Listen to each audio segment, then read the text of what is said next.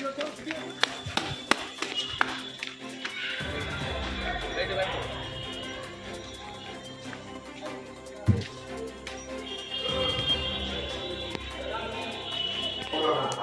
এটা আমি আপনাদের মাধ্যমেও শুনেছি এবং সাধারণ মানুষের মাধ্যমেও আমি যেটা শুনছি যে রেল লাইনের ধারে এবং বাস স্ট্যান্ডে রাত হলে কিছু দুষ্কৃতী বা কিছু মাতাল ভিতরে ঢুকে মটটট খাচ্ছে এরা, এটা আমার কানে আসছে।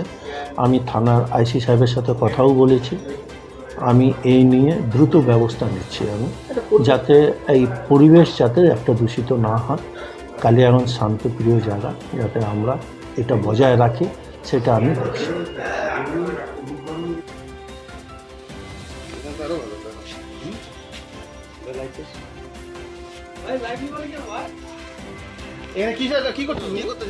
দাদা কি করতেছো? কি করতেছো? পালাচ্ছ কেন? পালাচ্ছ কেন?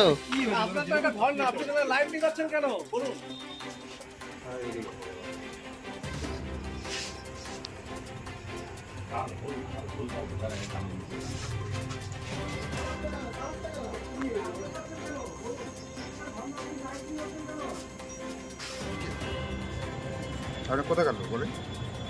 আমি সাংবাদিক।